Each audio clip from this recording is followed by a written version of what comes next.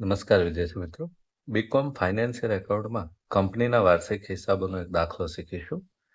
શિવાની લિમિટેડના તારીખ 31/3/2026ના રોજના નીચે આપેલ કાચા સરવૈયા અને વધારાની માહિતી ઉપરથી કંપની ધારો 2013ની જોગવાઈઓ પ્રમાણે વાર્ષિક હિસાબો તૈયાર કરો. તો અહીં તમે સ્ક્રીન ઉપર જોઈ શકો છો કે શિવાની લિમિટેડનું કાચું સરવૈયું આપ્યું છે, જેમાં ઉધાર બાકી અને જમા બાકીની વિવિધ રકમો આપી છે. ત્યારબાદ નીચે વધારાની માહિતીમાં 4 જેટલા હવાલાઓ આપ્યા છે. બરાબર. હવાલાઓ પર નજર નાખી દઈએ તો પ્રથમ હવાલામાં પગાર અને ભાડું ચૂકવવાનું બાકી છે એની માહિતી આપી છે. તો પગાર અને ભાડુની જે રકમ છે એની અંદર એ ઉમેરી દઈશું. વર્ષના અંતે સ્ટોકની કિંમત 50,000 રૂપિયા છે. સ્ટોક એટલે આખરનો સ્ટોક છે.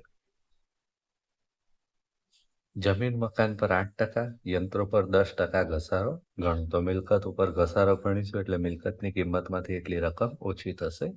પ્રાથમિક ખર્ચની 1/5 રકમ માંડી વાળો. પ્રાથમિક ખર્ચ જે અવાસ્તવિક મિલકત છે એમાંથી 1/5 રકમ માંડી વાળવાની છે, જે અન્ય ખર્ચામાં બતાવીશું. બરાબર, 1/5 ભાગની.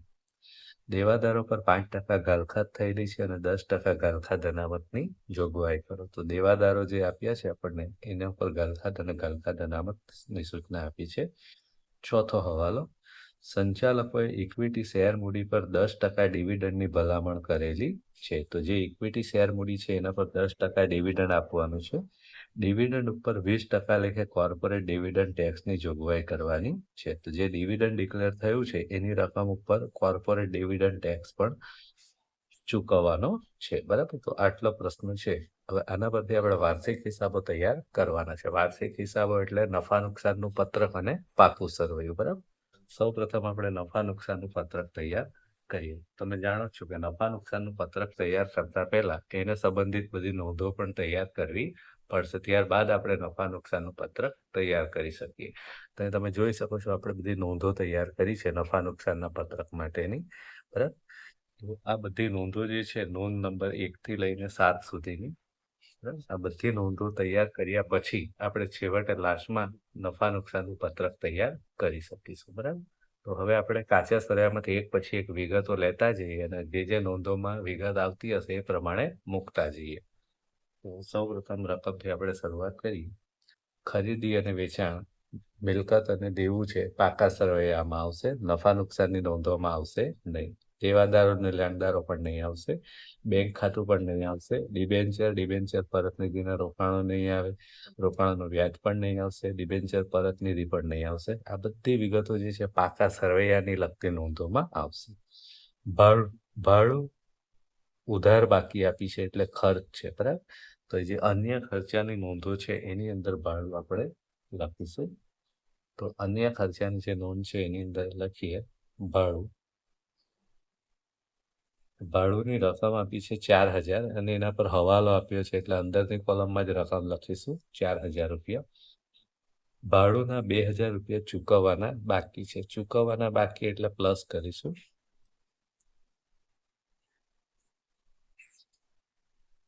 2,000 એટલે ભાડાની કુલ રકમ 6,000 થશે.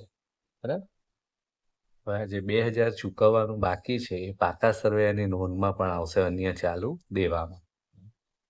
ત્યારબાદ પગાર એ પણ ખર્ચ છે પણ એ અન્ય ખર્ચમાં નહીં આવશે. પગાર એ કર્મચારીને રિલેટેડ ખર્ચ છે એટલે કર્મચારી કલ્યાણ ખર્ચમાં આવશે. પગારની રકમ 90,000 છે એના ઉપર પણ હવાલો છે એટલે આપણે અંદરની કોલમમાં જ લઈશું. પગારના 10,000 રૂપિયા ચૂકવવાના બાકી છે એટલે ઉમેરી દઈશું.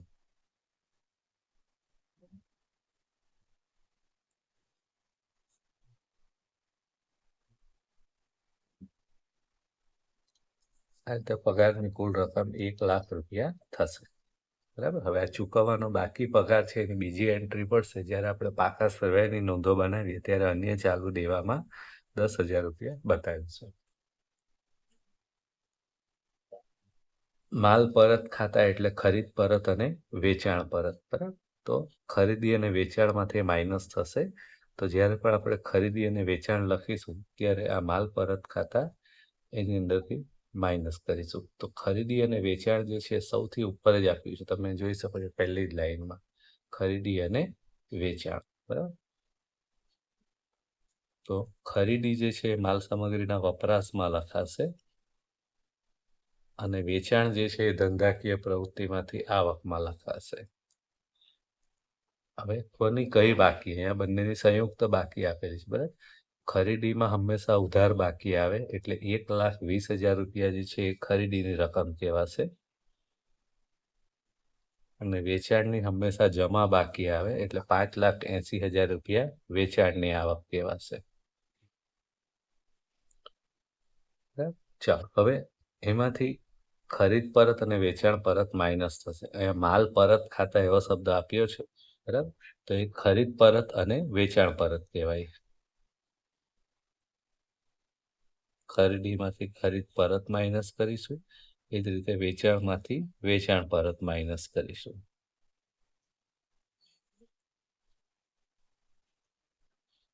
બરાબર. હવે અહીંયા પણ સંયુક્ત બાકી આપી છે, તો ખરીદ પરતની હંમેશા જમા બાકી આવે એટલે 15,000 રૂપિયા જે છે એ ખરીદ પરત કહેવાશે, બરાબર. અને વેચાણ પરતની હંમેશા ઉધાર બાકી આવે એટલે 10,000 રૂપિયા જે છે વેચાણ પરત કહેવાશે. આ રીતે વેચાણમાંથી વેચાણ પરત બાદ કરો એટલે ચોખ્ખું વેચાણ વધશે 5,70,000 રૂપિયા. એ જ રીતે ખરીદીમાંથી ખરીદ પરત બાદ કરો એટલે ચોખ્ખી ખરીદી વધશે 1,05,000 રૂપિયા. ચાલો, તો ખરીદી અને વેચાણનો મુદ્દો પૂરો થયો. એની સાથે માલ પરતના મુદ્દા પણ આવી ગયા. નફા નુકસાનનું પત્રક એ પછી લઈશું આપણે, પાકું સર્વે બનાવીએ ત્યારે. સ્ટોક શરૂઆતનો જે છે સ્ટોકની કિંમતમાં ફેરફારમાં આવશે. સ્ટોકની કિંમતમાં ફેરફારમાં શરૂઆતના સ્ટોકમાંથી આખરનો સ્ટોક માઇનસ કરીને લખવાનો હોય છે. તો આ જે સ્ટોક છે એ શરૂઆતનો એમ કઈ રીતે ખબર પડે? તારીખ આપી છે, જુઓ 1/4/25 વર્ષની શરૂઆતની તારીખ આપી છે, બરાબર. એટલા માટે એ શરૂઆતનો સ્ટોક કહેવાશે. હવે એમાંથી આખરનો સ્ટોક બાદ કરવાનો, જે મોટે ભાગે હવાલામાં આપ્યો હોય. પહેલા હવાલામાં છે, જુઓ વર્ષના અંતે સ્ટોક 50,000 રૂપિયાનો છે. શરૂઆતના સ્ટોકમાંથી આખરનો સ્ટોક બાદ કરો તો જવાબ -20,000 રૂપિયા આવશે. જમીન મકાન મિલકત છે એટલે પાકા સર્વેની નોંધમાં આવશે. યંત્રો પણ પાકા સર્વેની નોંધમાં આવશે. ઇક્વિટી શેર મૂડી પણ મિલકત છે, પાકા સર્વેની નોંધમાં આવશે. પ્રાથમિક ખર્ચ જે છે એની આપણે વાત કરીએ તો પ્રાથમિક ખર્ચ જેટલો માંડી વાળવાનો છે એ અન્ય ખર્ચામાં બતાવવાનો છે, બરાબર. તો અન્ય ખર્ચામાં લખીશું પ્રાથમિક ખર્ચ કેટલો.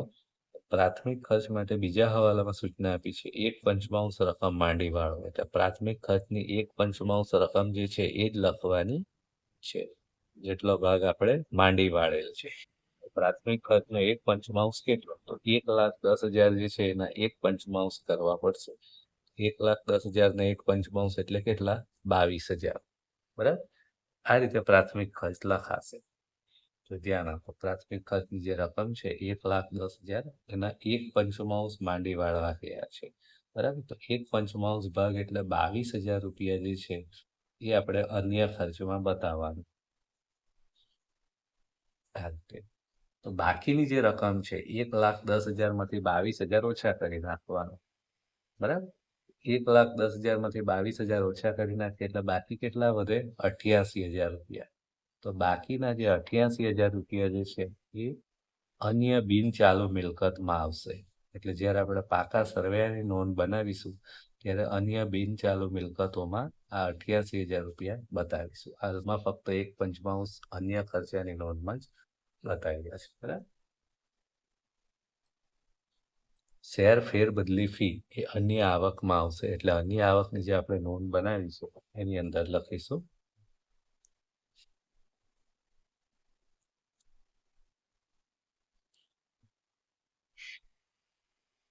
5,000 રૂપિયા.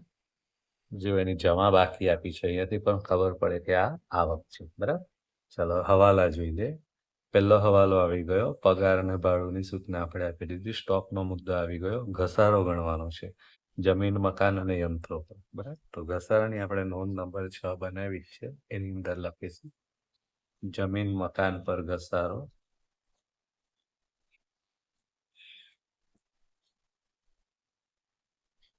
અને ત્યારબાદ એ જ હવાલામાં કહ્યું છે યંત્રો પર ઘસારો ગણો, તો યંત્રો પર ઘસારો.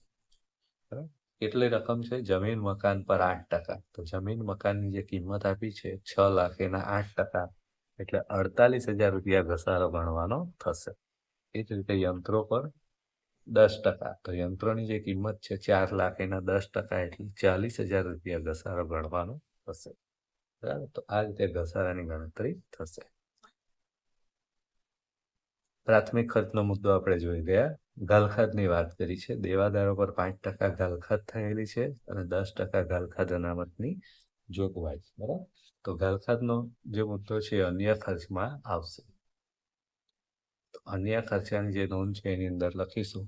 ગાલખાતની 4 એન્ટ્રી આવે છે. બરાબર. ગાલખાત કાચા સરવૈયાની, તો આ દાખલામાં કાચા સરવૈયામાં કોઈ ગાલખાત આપી નથી એટલે એ નહીં આવશે.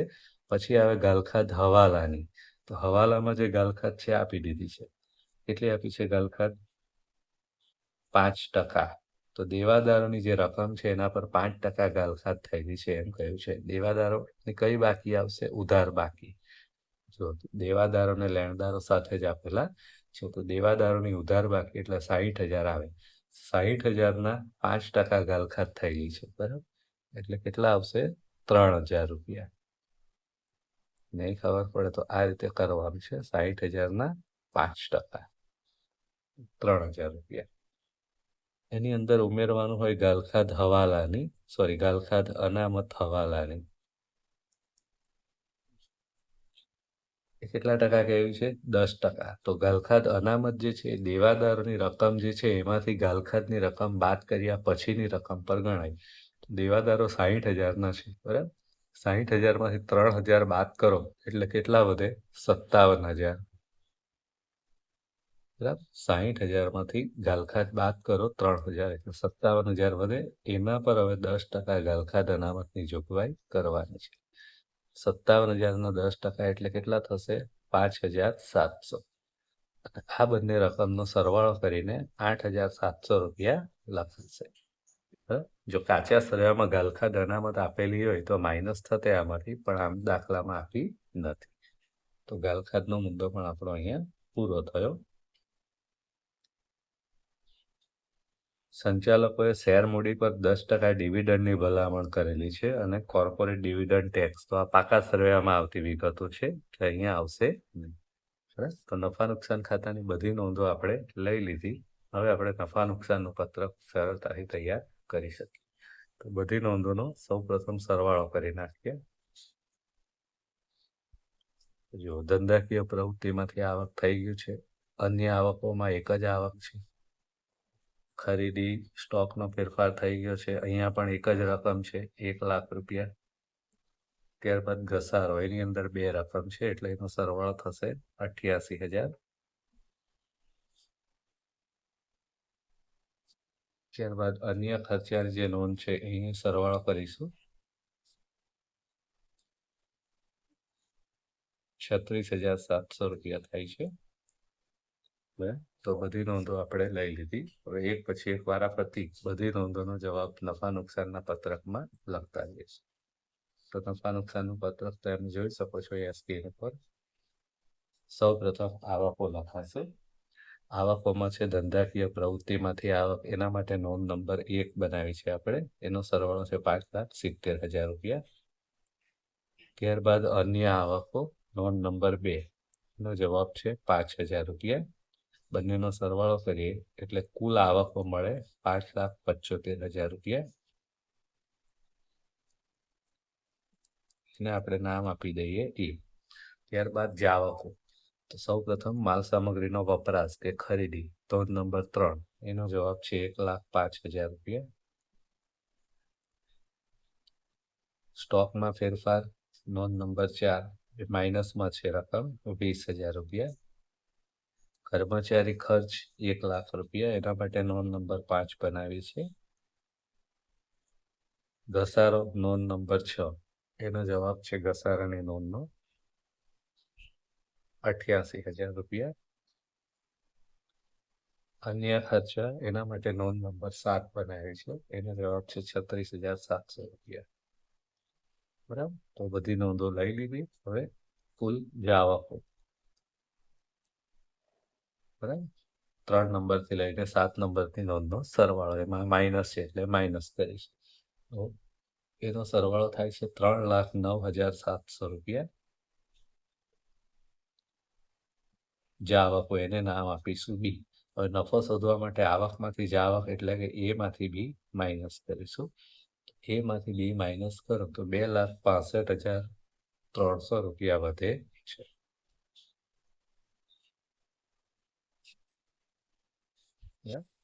આ નફો વધ્યો છે. હવે એમાં કરવેરાની જોગવાઈ, તો હવાલામાં જોવું પડે આ દાખલામાં કરવેરાની જોગવાઈ કેટલી આપી છે, કેટલા રૂપિયા કરની જોગવાઈ કરવાની છે. પણ હવાલામાં એક પણ હવાલામાં કર માટે સૂચના આપી નથી, એટલે કરવેરાની જોગવાઈ નથી કરવાની, શૂન્ય. એનો અર્થ કે કરવેરા પછીનો ચોખ્ખો નફો પણ આટલો જ રહેશે, 2,65,300 રૂપિયા. તો આપણું નફા નુકસાનનું પત્રક અહીંયા પૂરું થયું. હવે પાકું સર્વે, તો પાકું સર્વે બનાવવા માટે પણ સૌપ્રથમ પાકા સર્વે માટેની બધી નોંધો તૈયાર કરવી પડશે. તો તમે સ્ક્રીન ઉપર જોઈ શકો છો આ પાકા સર્વેને લગતી બધી નોંધો છે. નોંધ 1 શેર મૂડી, નોંધ 2 અનામત અને વધારો, લાંબા ગાળાના ઉછીના નાણાં, વેપારી દેવા, અન્ય ચાલુ દેવા. ત્યારબાદ મિલકતો માટેની નોંધો છે, દ્રશ્ય કાયમી મિલકતો, બરાબર, બેન ચાલુ રોકાણ, આ રીતે કુલ 11 જેટલી નોંધો બનાવી છે. અને ત્યારબાદ આપણે પાકું સર્વે બનાવીશું. તો હવે આમાંથી જે વસ્તુઓ પાકા સર્વેની નોંધમાં આવશે એ પાકા સર્વેની નોંધમાં લખતા જઈએ. તો શરૂઆત કરીએ આપણે. ખરીદી અને વેચાણ આપણે લખી ગયા છે નફા નુકસાનની નોંધોમાં. લેણદારો અને દેવાદારો, લેણદારો અને દેવાદારો જે છે એ આપણે પાકા સર્વેની નોંધોમાં આવશે. તો લેણદારો જે છે એ વેપારી દેવામાં આવશે. તો વેપારી દેવાની જે નોંધ છે એની અંદર લખીશું લેણદારો. લેણદારોની હંમેશા જમા બાકી આવે એટલે 80,000 રૂપિયા, અને દેવાદારોનું ઉધાર બાકી આવે 60,000 રૂપિયા. દેવાદારો વેપારી લેણાની નોંધમાં આવશે. તો વેપારી લેણાની નોંધમાં લખીશું દેવાદારો. દેવાદારોમાંથી ગાલખાદ માઇનસ કરવાની હોય છે, તો માઇનસ ગાલખાદ હવાલાની, અને પછી જે રકમ વધે એના પરથી માઇનસ કરવાની હોય ગાલખાદ અનામત હવાલાની. આ દાખલામાં બંને ગાલખાદ આપી છે, તમે જોઈ શકો છો. ત્રીજા હવાલામાં દેવાદારો પર 5% ગાલખાદ થયેલી છે એમ કહ્યું છે, બરાબર. તો દેવાદારોની જે રકમ છે એના પર 5% ગાલખાદ ગણવાની છે. તો 5% પ્રમાણે ગણી તો 3,000 રૂપિયા થાય 60,000 પર, એટલે વધે રકમ 57,000. અને એના પર હવે ગાલખાદ અનામત રાખવા કહે છે, કેટલા ટકા? 10%. તો 10% એટલે 5,700 રૂપિયા. હવે 57,000માંથી 5,700 બાદ કરી તો જે રકમ વધશે એ આપણી દેવાદારોની ચોખ્ખી રકમ 51,300 રૂપિયા જે છે દેવાદારોની ચોખ્ખી રકમ કહેવાશે. ચાલો, તો દેવાદારો અને લેણદારોનો મુદ્દો પૂરો થયો. ત્યારબાદ છે બેંક ખાતું. બેંક ખાતું એ રોકડ અને બેંકની જે નોંધ હોય એની અંદર આવે છે.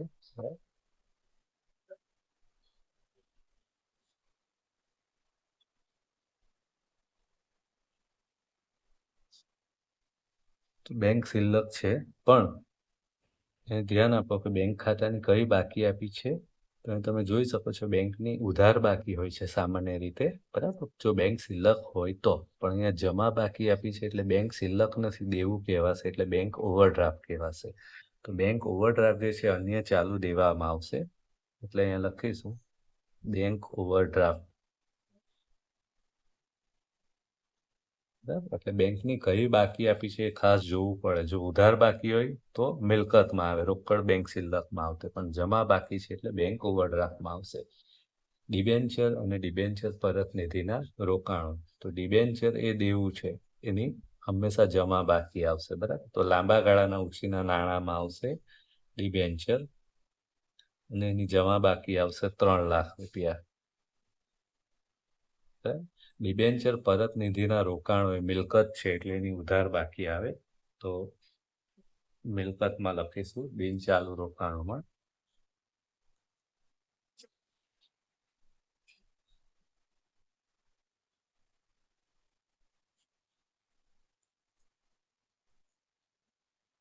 ડિબેન્ચર પરત નિધિના રોકાણો. ઉધાર બાકી છે એટલે એની રકમ લખીશું 2,00,000 રૂપિયા. ડિબેન્ચર પરત નિધિના રોકાણોનું વ્યાજ 20,000 રૂપિયા. તો ડિબેન્ચર પરત નિધિના રોકાણોનું વ્યાજ જે છે એ વ્યાજ ડિબેન્ચર પરત નિધિની અંદર ઉમેરવાનું હોય છે. તો જ્યારે આપણે ડિબેન્ચર પરત નિધિની રકમ લખીશું ત્યારે એની અંદર ઉમેરી દઈશું. તો એના પછીનો જ મુદ્દો છે જો ડિબેન્ચર પરત નિધિ 2,00,000 રૂપિયા. તો એ અનામતોની જે નોંધ છે એની અંદર આવશે. તો અનામતો માટે આપણે નોંધ નંબર 2 બનાવી જ છે, એની અંદર લખી દઈશું ડિબેન્ચર પરત નિધિ. તમે જોઈ શકો છો ડિબેન્ચર પરત નિધિ જે છે 2,00,000 રૂપિયાની છે.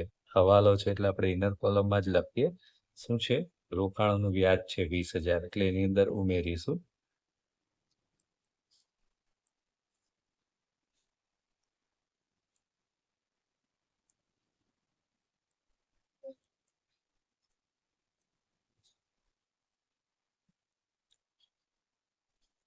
અને આ રીતે હવે ડિબેન્ચર પરત નિધિની કુલ રકમ થઈ જશે 2,20,000 રૂપિયા. બરાબર.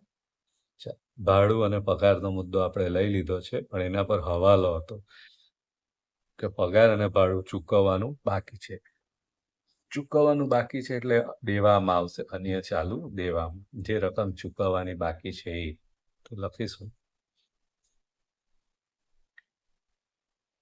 ચૂકવવાનું બાકી ભાડું અને ચૂકવવાનો બાકી પગાર.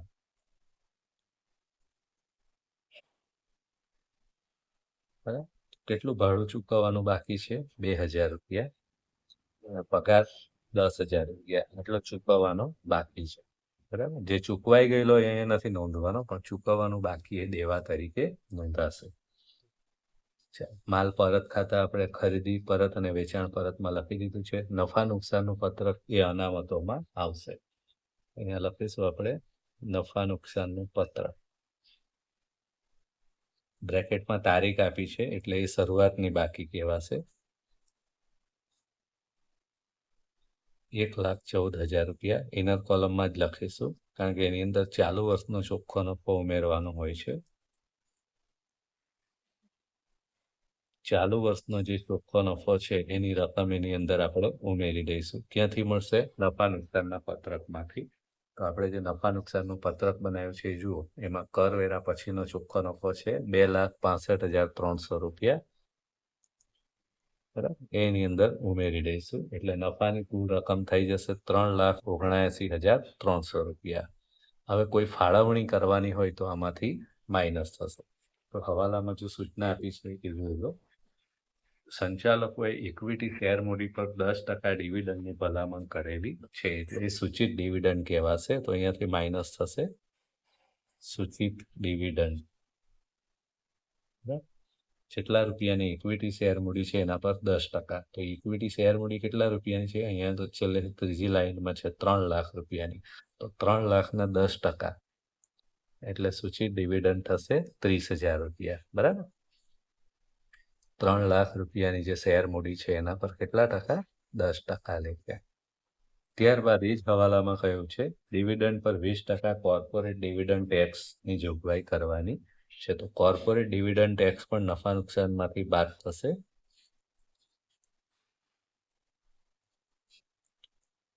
તો એની રકમ નથી આપી, પણ ટકા આપ્યા છે. કેટલા? 20%. કોર્પોરેટ ડિવિડન્ડ ટેક્સ આના પર હોય ડિવિડન્ડ પર, એટલે જેટલા રૂપિયા ડિવિડન્ડ જાહેર થયું હોય એના પર ગણવાનું છે. તો અહીંયા 30,000 રૂપિયા ડિવિડન્ડ છે, એના પર 20% ગણીશું. તો 30,000ના 20% એટલે કેટલું થશે? 6,000 રૂપિયા. બરાબર. તો આ બંને જે ફાળવણીની રકમ છે એ માઇનસ કરીશું. તો એ બાદ કર્યા પછી 3,43,300 રૂપિયા નફા નુકસાનની ચોખ્ખી રકમ વધે છે. બરાબર. તો એ મુદ્દો પણ આપણો અહીંયા પૂરો થયો. ત્યારબાદ સ્ટોક શરૂઆતનો આપ્યો છે, એની આપણે કોઈ અસર નહીં આપીએ. જમીન મકાન એ મિલકત છે એટલે મિલકતની નોંધમાં લખીશું. તો મિલકતની જે નોંધ છે એની અંદર લખીશું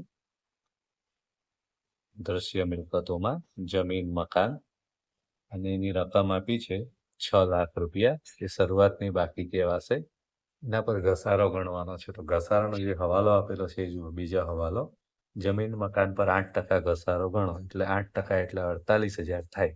6,00,000માંથી 48,000 બાદ કરો, 5,52,000 ચોખ્ખી રકમ બાકી રહી. એ જ રીતે યંત્રો પણ મિલકત છે, દ્રશ્ય મિલકતમાં આવશે 4,00,000 રૂપિયા. યંત્રો પર ઘસારો 10% સૂચના આપી છે બીજા હવાલામાં, એટલે 40,000 રૂપિયા ઘસારો થશે. 4,00,000માંથી 40,000 બાદ કરો, ચોખ્ખી રકમ 3,60,000 વધશે. ચાલો પછી આગળ જઈએ. ઇક્વિટી શેર મૂડી, તો એ શેર મૂડીની જે આપણી પહેલા નંબરની નોંધ છે એની અંદર આવશે.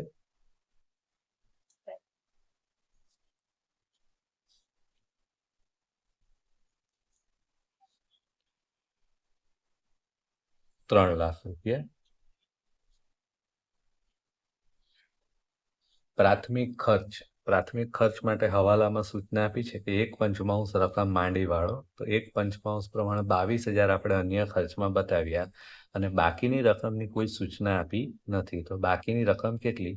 તો 1,10,000માંથી 1/5 એટલે 22,000 બાદ કરીએ તો 88,000 રૂપિયા વધે. આ 88,000 રૂપિયા જે છે અન્ય બિનચાલુ મિલકતમાં બતાવાય. અન્ય બિનચાલુ મિલકતોની જે નોંધ છે એની અંદર બતાવીશું 88,000 રૂપિયા. પ્રાથમિક ખર્ચ જો નથી માંડી વાળેલ એ બ્રેકેટમાં લખી દઈશું, નહીં માંડી વાળેલ. ત્યારબાદ શેર ફેરબદલી ફી આવક છે, એટલે આપણે એની ઓલરેડી એન્ટ્રી નફા નુકસાનના પત્રકમાં કરી ચૂક્યા છે. હવે હવાલા જોઈ લઈએ. પગાર અને ભાડું ચૂકવવાનું બાકી છે, અન્ય ચાલુ દેવામાં આપણે બતાવી દીધું છે. સ્ટોક આપ્યો છે, તો આખરનો સ્ટોક છે એટલે માલ સામગ્રી સ્ટોકની નોંધ જે છે 10 એમાં લખાશે. એની કિંમત આપી છે 50,000 રૂપિયા. ઘસારો આપણે જોઈ ગયા. પ્રાથમિક ખર્ચનો મુદ્દો લઈ લીધો, ગાલખાદનો મુદ્દો લઈ લીધો. ડિવિડન્ડની વાત છે એટલે સૂચિત ડિવિડન્ડ, તો એ જે છે ટૂંકા ગાળાની જોગવાઈની જે નોંધ છે એની અંદર આવશે. તો ટૂંકા ગાળાની જોગવાઈની જે નોંધ છે એની અંદર લખીશું સૂચિત ડિવિડન્ડ. બરાબર, કેટલું? 10%. હાલમાં જ આપણે નોંધ નંબર 2માં એનો મુદ્દો સોલ્વ કરી ગયા છે, એ જોઈ લઈએ એટલે રકમ તૈયાર આપણને મળી જશે. તો અહીં જોઈ શકો છો તમે. હા, સૂચિત ડિવિડન્ડ 3,00,000 રૂપિયાની શેર મૂડી પર 10% લેખે 30,000 રૂપિયા સૂચિત ડિવિડન્ડ ડિક્લેર કર્યું છે. તો એ ટૂંકા ગાળાની જોગવાઈમાં આવશે. એ જ રીતે કોર્પોરેટ ડિવિડન્ડ ટેક્સ જે છે, બરાબર, 20% પ્રમાણે 6,000 રૂપિયા, એ પણ ટૂંકા ગાળાની જોગવાઈમાં આવશે.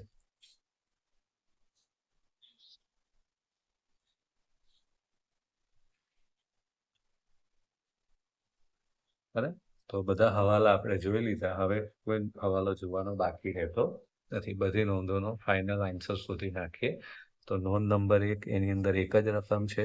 નોંધ નંબર 2 આનો સરવાળો કરીએ તો 5,63,300 રૂપિયા થાય છે. નોંધ નંબર 3 એક જ રકમ છે. નોંધ 4માં પણ એક જ રકમ છે.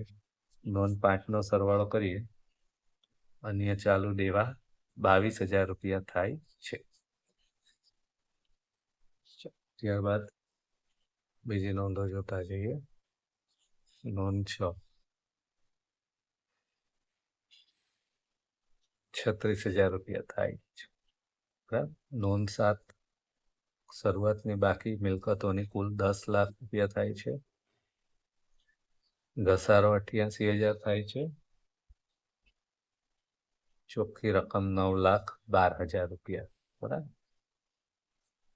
રોકાણોમાં એક જ રકમ છે. અન્ય બિનચાલુ મિલકતોમાં એક જ રકમ છે. સ્ટોકમાં પણ એક જ રકમ છે. છેલ્લી નોંધ છે વેપારી લેણાની, તો એમાં પણ એક જ રકમ છે 51,300. બરાબર. તો બધી નોંધો આપણી બની ગઈ. હવે આપણે પાકું સરવૈયું બનાવી શકીએ.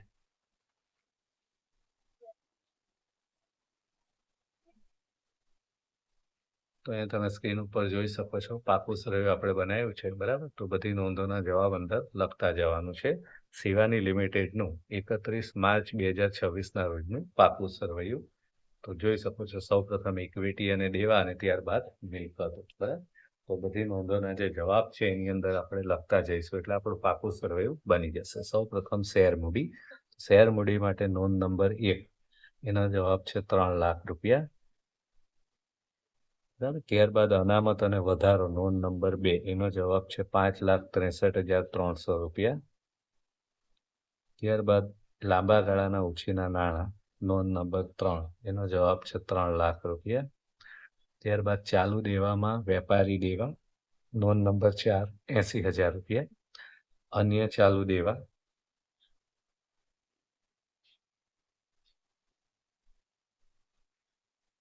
એની નોંધ નંબર 5 એનો જવાબ છે 22,000 રૂપિયા.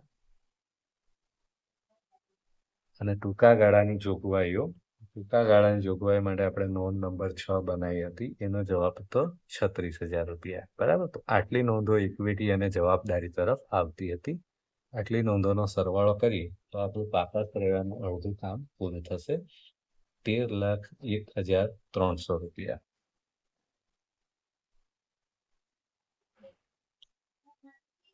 બરાબર. હવે મિલકતો બાજુની નોંધ. તો સૌ પ્રથમ બિનચાલુ મિલકતોમાં સ્થિર દ્રશ્ય મિલકતો તો 9,12,000 રૂપિયા જવાબ આવે છે નોંધ નંબર 8.